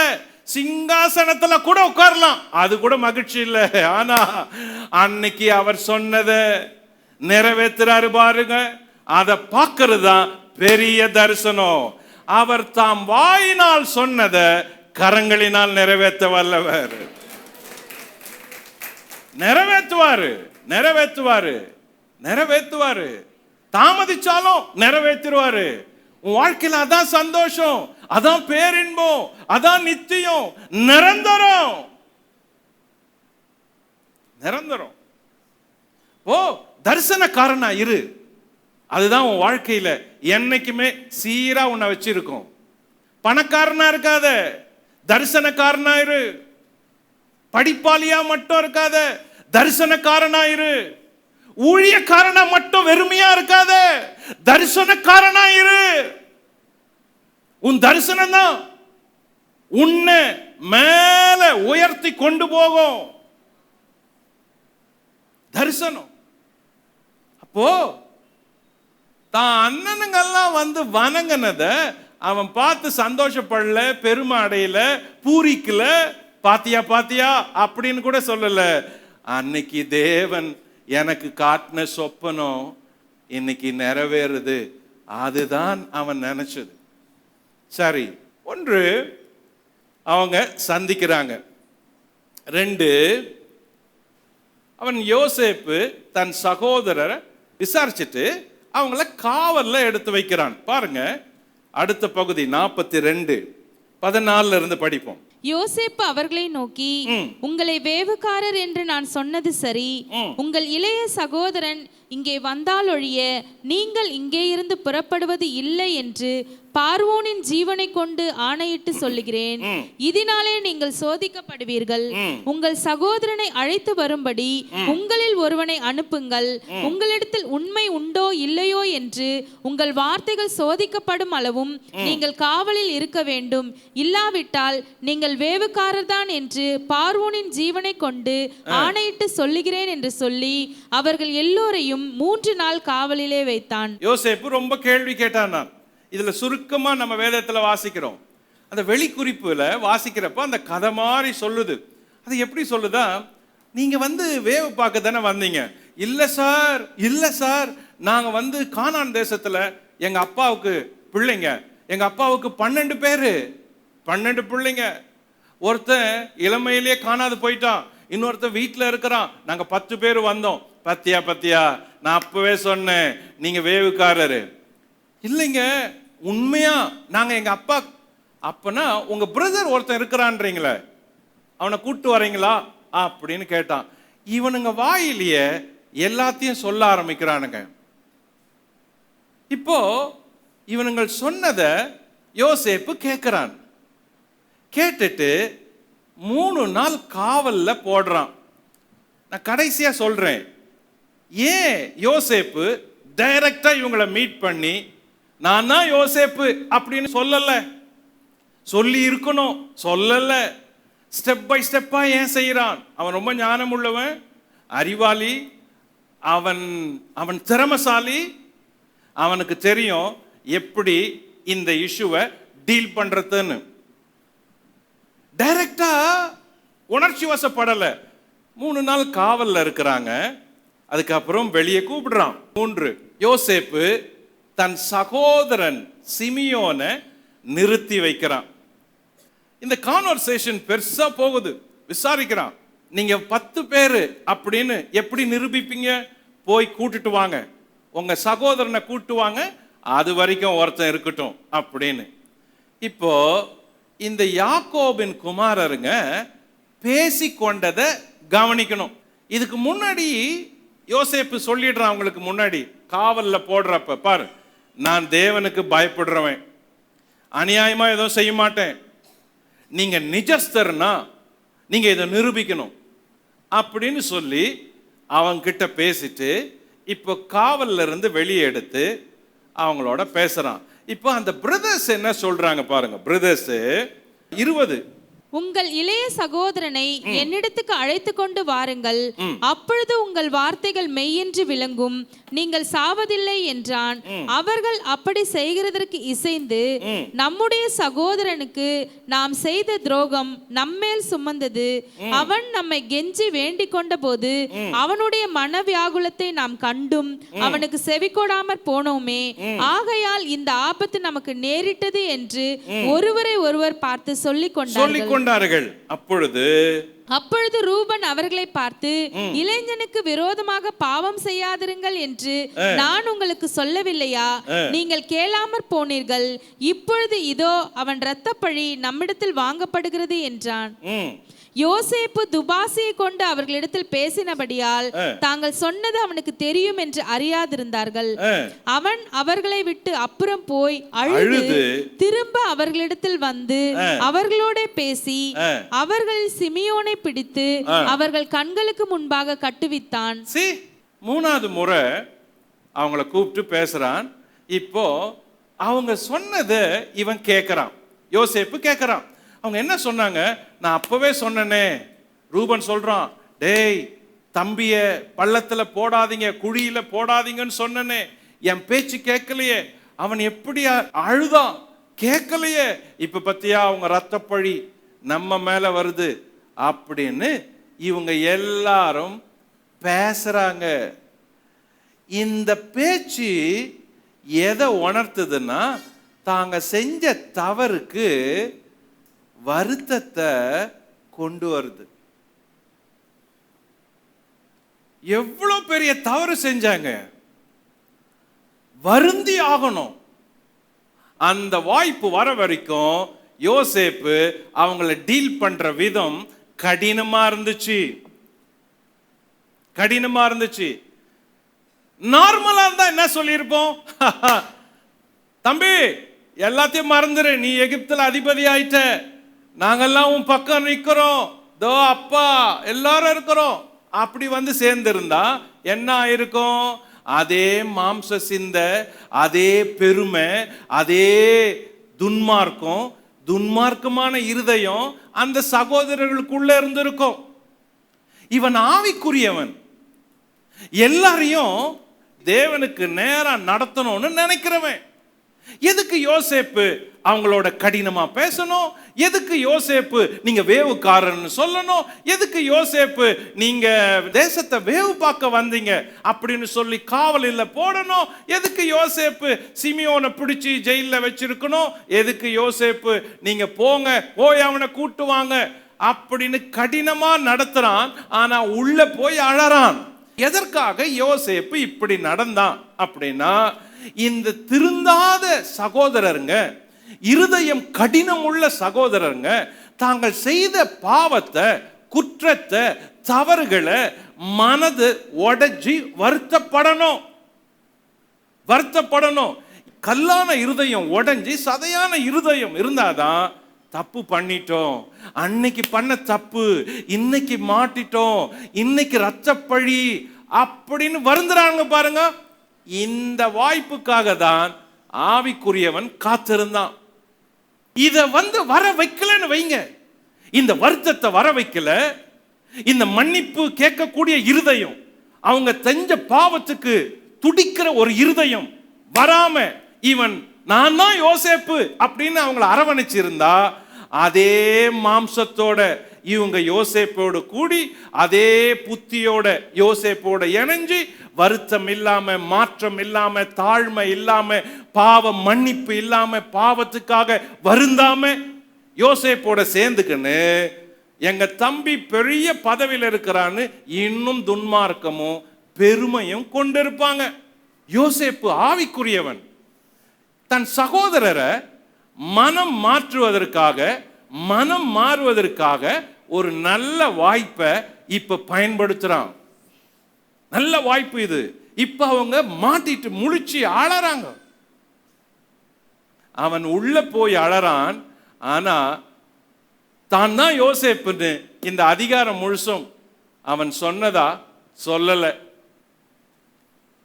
இதில் புரிந்து கொள்றது என்னன்னா, நம்ம எல்லாருமே யாரா இருந்தாலும் நம்மளுடைய தவறுகளுக்கு வருந்தணும்.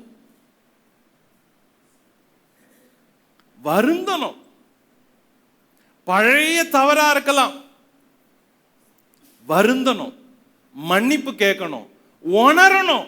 ஐயோ 22 வருஷம் ஆயிடுச்சு, அன்னைக்கு செஞ்ச தப்பு இன்னைக்கு வரைக்கும் இருக்குதே, ரத்தப்பழியா இருக்குதே, தம்பிக்கு செஞ்ச துரோகமோ அப்படின்னு துடிக்கிறாங்க அண்ணனுங்க. இப்போ சரியா உணர்த்தப்படுறானுங்க. ஐயோ செஞ்சது தப்புன்னு. இந்த ஃபீலிங்ஸ் வர வச்சது யோசேப்பு. பார்வோன் இல்ல, யாக்கோபு கூட இல்ல. இந்த ஃபீலிங்ஸ் எல்லாருக்குள்ளும் வருத்தம், பாவ மன்னிப்பு, பாவ உணர்வு, பாவம் செஞ்ச குற்றத்தை உணர்த்து இருக்குது. இந்த ஃபீலிங்காக யோசேப்பு காத்திருந்தான். அதான் உள்ள போய் அழறான், உள்ள போய் அழறான். எனக்கு அன்பானவர்களே, மனம் மாற்றம்ன்றது இதுதான். நீங்க கிறிஸ்தவங்களா இருக்கலாம், பெந்தேகோஸ்தே சபையை சேர்ந்தவங்களா இருக்கலாம், உங்க பெற்றோர் உங்க முன்னோர் பெந்தேகோஸ்தே சபையை சேர்ந்தவங்களா இருக்கலாம். நீங்க அப்படியே சபைக்கு நேரா எந்த மனம் மாற்றம் இல்லாம வருத்தப்படாத பிள்ளைங்க, பாவத்தினால குத்தப்படாத இருக்கக்கூடாது, இருக்கக்கூடாது. ரொம்ப கிறிஸ்தவங்களுக்கு செகண்ட் ஜெனரேஷன், தேர்ட் ஜெனரேஷன் என்ன நடக்குது? அப்பா சர்ச்சுக்கு போறாங்க, அம்மா சர்ச்சுக்கு போறாங்க, நாங்களும் அதே சர்ச்சுக்கு போறோம். எங்க தாத்தா போனாங்க, எங்க அம்மா போனாங்க, எங்க அப்பா போனாங்க, இப்ப நாங்களும் போறோம் அப்படின்னு நேரா பிள்ளைங்க சர்ச்சுக்கு வராங்க. அப்படியே இருக்கிறோம். சர்ச்சுக்கு வர்றது இல்ல, நம்மளுடைய பழைய காலத்துல இருந்த ஒரு பாவ வாழ்க்கை இருக்குது, அது குத்தப்பட்டு மன்னிப்பு கேட்கப்படணும், வருத்தம் தெரிவிக்கணும். அதான் மனமாற்றம், அதான் ரட்சிப்பு, அதான் இருதயத்துல உண்டாகிற மாற்றம். அந்த இருதயத்துல உண்டாகிற மாற்றம் எல்லாருக்கும் வரணும். 10 சகோதரர் இருந்தா 10 பேருக்கும் வரணும். அப்ப சபையில 100 பேர் இருந்தா 100 பேருக்கும் வரணும், 1000 பேர் இருந்தா 1000 பேருக்கும் வரணும். தான் செஞ்ச பாவத்தை உணர்ந்து மன்னிப்பு கேட்டு, தேவனே என்னை மன்னியும், சகோதரனே நாங்க தப்பு செஞ்சிட்டோம் அன்னைக்கு அப்படின்னு உணர்ந்தாங்களே, இதுதான் மாற்றம். இந்த மன மாற்றத்தை ஜெயிலுக்கு போடலன்னா, 3 நாள் காவல்ல இல்லைன்னா வந்திருக்காது. இந்த மன மாற்றம் அவங்கள ரஃபா டீல் பண்ணலன்னா வந்திருக்காது. இந்த மன மாற்றம் போட்டு கிரஷ் பண்ணாம இருந்திருந்தா வந்திருக்காது. வந்ததும் தானியத்தை கொடுத்துட்டு இருந்தா வந்திருக்காது. வந்ததும் நான் யோசேப்பு வாங்க அண்ணா அப்படின்னு சொல்லியிருந்தா வந்திருக்காது. இங்கதான் உணர்த்தப்படுறான், தப்பு பண்ணது தப்பு, நம்ம செஞ்சது தப்பு, வருத்தப்பட்டாங்க எல்லாரும். அன்பானவர்களே, நம்மளுடைய தவறுகளை உணர்றது எவ்வளவு முக்கியம். எத்தனை ஆண்கள் இன்னும் கடினமா இருக்கிறோம், எத்தனை ஆண்கள் நம்முடைய குற்றங்களுக்காக அழுது இருக்கிறோம், எத்தனை வாலிபர்கள் முழங்கால் பண்ணி கர்த்தர் சமூகத்துல நான் செஞ்சது தப்பு ஆண்டவரே, உங்க கையில நான் அழுது ஒப்பு கொடுக்கிறேன்னு. எத்தனை பேர் கண்கள்ல கண்ணீர் வந்துச்சு, எத்தனை பேர் கடைசியா அழுதிங்க, எவ்வளவு வருஷம் ஆச்சு உங்க கண்கள்ல இருந்து கண்ணீர் விழுந்து. அப்ப தேவ சமூகத்துல முழங்கால் படினா அழ வரணும், கண்ணீர் வரணும். ஏன்னா அழாத ரொம்ப நாளைக்கு இருக்க முடியாது. தேவ பிரசன்னத்துல இருதயம் உடையாத, கண்கள் கலங்காத, கண்கள் ஈரமாகாத இருக்கவே முடியாது. அதான் சரியான மனமாற்றம். பெந்தேகோஸ்தே சபைக்கு வருகிற எல்லாருக்கும் சொல்றேன், எல்லா சபை மக்களுக்கும் சொல்றேன், எல்லா தலைமுறை மக்களுக்கும் சொல்றேன், எல்லா வாலிபர்களுக்கும் வாலிப பெண்களுக்கும் சொல்றேன், உங்கள் இருதயத்துல மனமாற்றம் உங்கள் கண்களிலே கண்ணீரோட வர வேண்டும், கண்ணீரோட வரணும். அதான் சரியா ரிப்பெண்டன்ஸ், அதுதான் சரியான மாற்றம், அதுதான் சரியான ரட்சிப்பு, அதுதான் திரும்புதல், மனம் திரும்புதல். அது வரணும். அது வர வரைக்கும் விடக்கூடாது, விடக்கூடாது. யோசேப்பு அதை கேட்ட பிறகுதான் போய் அழறான். ஏன்னா ரியலாவே அவன் அப்படி இல்லை, அவ்வளவு கல் மனசுக்காரன் இல்லை, அவன் அழக்கூடியவன். ஆனா மன மாற்றம் வந்தது. இப்ப அழறதுக்கு காரணம் என்ன தெரியுமா? பரவாயில்ல, என் அண்ணனுங்க தவற உணர்ந்துட்டானுங்க, என் சகோதரருங்க உண்மையிலேயே மனம் வருந்துறானுங்க. இதுதான் அவனை ஆனந்த கண்ணீர் ஆக்குச்சு, அழ வச்சது. காரணம் என்ன? அவங்க வருத்தப்பட்டு இவன் உள்ள போய் அழறான்னா, ஆண்டவரே இவ்வளோ வருஷம் இல்லாத மாற்றம். அன்னைக்கு என்ன முறைச்சாங்க, நான் அவனுங்களை விட வயசுல சின்னவன், அவங்கெல்லாம் பெரியவங்க, என்ன ரொம்ப இலக்காரமா நினைச்சாங்க. ஆனா இன்னைக்கு தேவனே அவங்க இருதயத்தை வருத்தத்தை உண்டாக்குனீங்களே அப்படின்னு ஆவிக்குரியவன் அழறான். இதுக்காக தான் யோசேப்பு இவைகளெல்லாம் நடத்துறான். இதுக்கு பிறகு யோசேப்பு நம்பர் 4, யோசேப்பு தன் சகோதரர் பைகளில பணத்தை வைத்து தானியத்தை வைத்து அனுப்புறான்.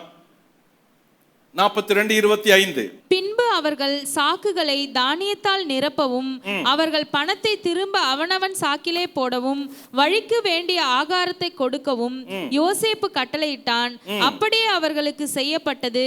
அவர்கள் அந்த தானியத்தை தங்கள் கழுதைகள் மேல் ஏற்றிக்கொண்டு அவ்விடம் விட்டு புறப்பட்டு போனார்கள். தங்குகிற இடத்திலே அவர்களில் ஒருவன் தன் கழுதைக்கு தீவனம் போட தன் சாக்கை திறந்தபோது சாக்கின் வாயிலே தன் பணம் இருக்கிறதை கண்டு தன் சகோதரரை பார்த்து, என் பணம் திரும்ப வந்திருக்கிறது, இதோ அது என் சாக்கிலே இருக்கிறது என்றான். அப்பொழுது அவர்களுடைய இருதயம் சோர்ந்து போய் அவர்கள் பயந்து ஒருவரை ஒருவர் பார்த்து, தேவன் நமக்கு இப்படி செய்தது என்ன என்றார்கள். பாருங்க, இப்பதான் முதல் முறையா இந்த சகோதரங்கெல்லாம் தேவன் அப்படின்னு வாய் திறந்தே சொல்றான். இதுக்கு முன்னாடி அவனுங்க இப்படி சொன்னதே கிடையாது. பேசினா சண்டைக்கு போன ஆளு சிமியோன் எல்லாம் பேசின இருந்தப்பவே பட்டயத்தை எடுத்து ஊர்ல போய் சண்டை போட்டு வந்தான். இப்ப சொல்றானுங்க, தேவன் நமக்கு ஏன் இப்படி செய்யணும்? சரியான ரிப்பெண்டன்ஸ் வந்துச்சு பாருங்க, மன மாற்றம் வந்துருச்சு. இப்ப ஆண்டவரே நீங்க ஏன்பா இப்படி செய்யணும், நாங்க என்ன பண்ணோம் அப்படின்னு கேட்கிறான். இப்போ முதல்ல இருந்த மாற்றத்துக்கும் இப்ப பேசுற பேச்சுக்கும் எவ்வளோ தொடர்பு இருக்குது பாத்தீங்களா? இவங்களை 2-3 சாப்டருக்கு முன்னாடி வாசிக்கிறப்போ தீனாலுக்காக சண்டை போட்டவன், தன் தங்கச்சிய கெடுத்தான்னு பட்டயத்தை எடுத்து கொண்டு போய் ஊரையே கொளுத்தி வெட்டி போட்டவன், அப்படியெல்லாம் உள்ள இருக்கிறான். யோசித்து பாருங்க, தன் சொந்த தம்பியை தூக்கி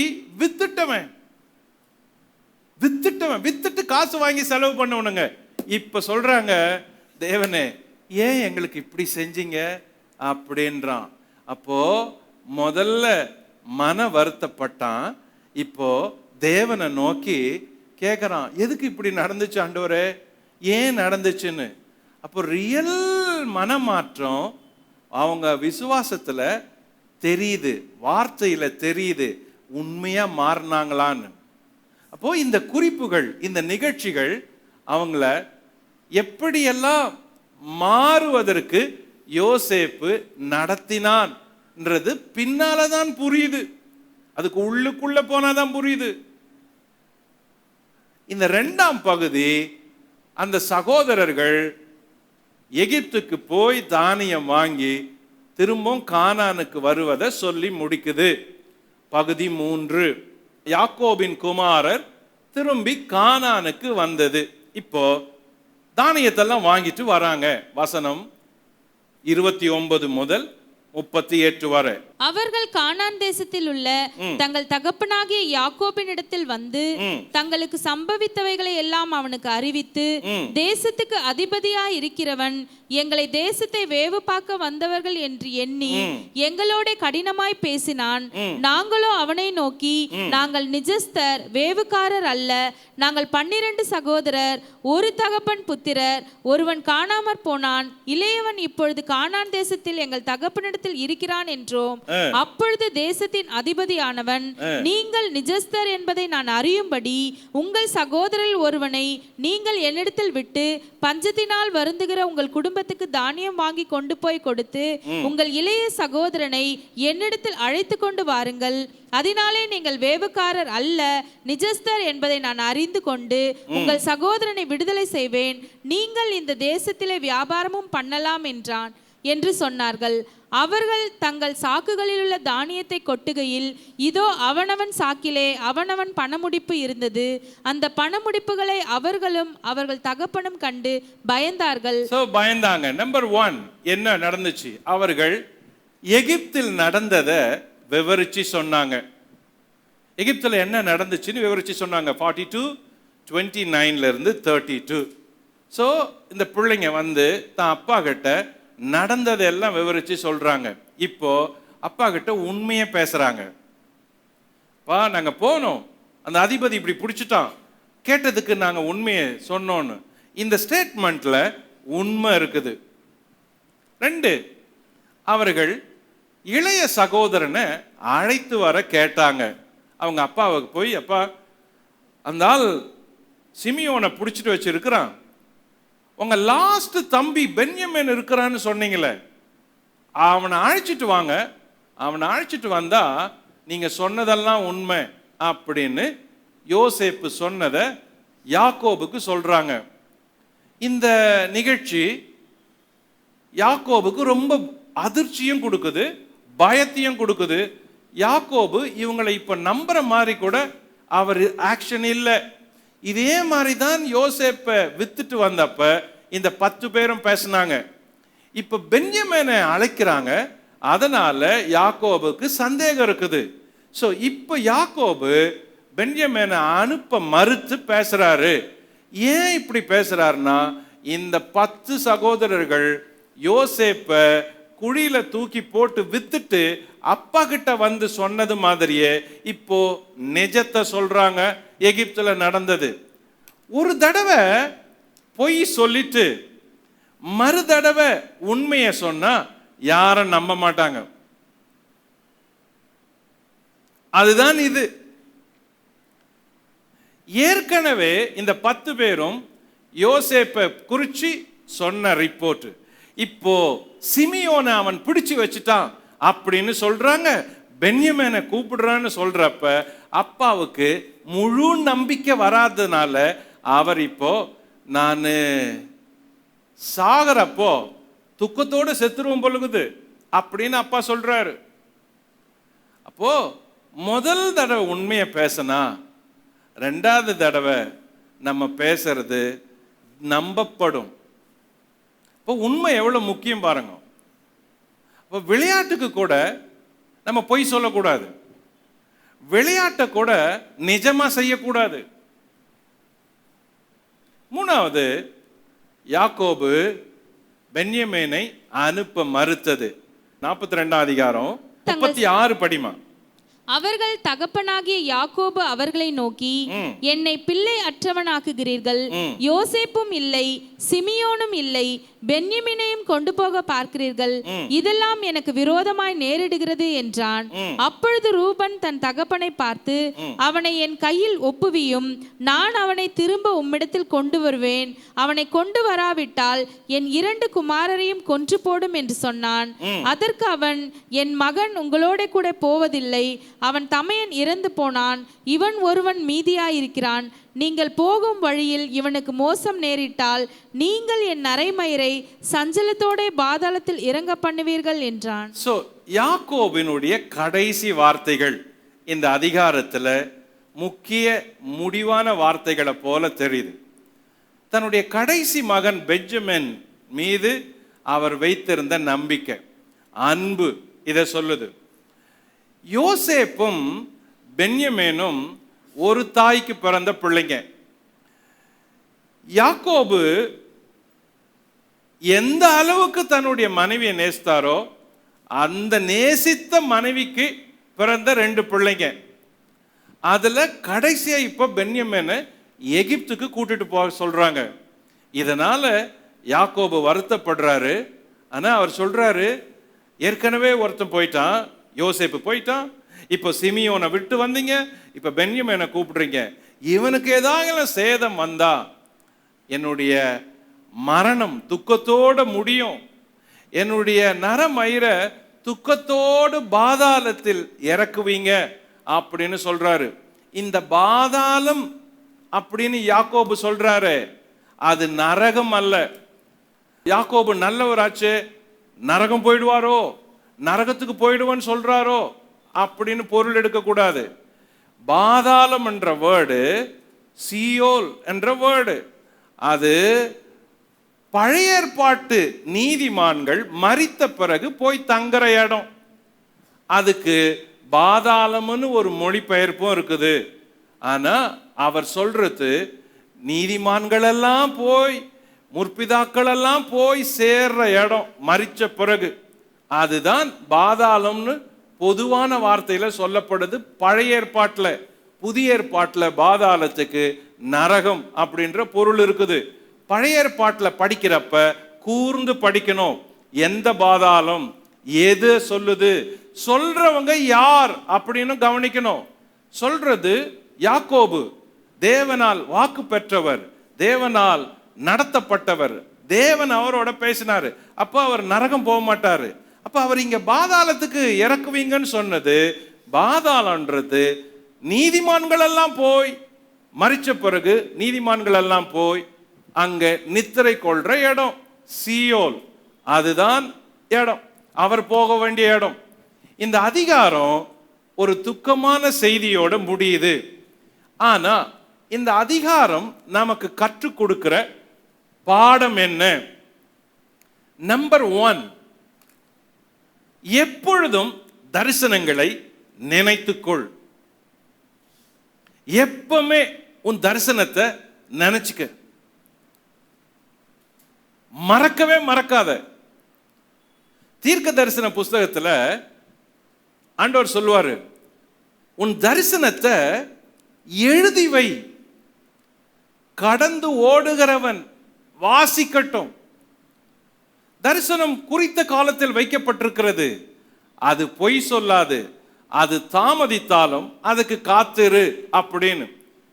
ஏன் உன்னை குறிச்ச தரிசனம் தேவன் வச்சிருப்பாரானா, உன்னை குறிச்ச தரிசனத்தை எழுதி வை.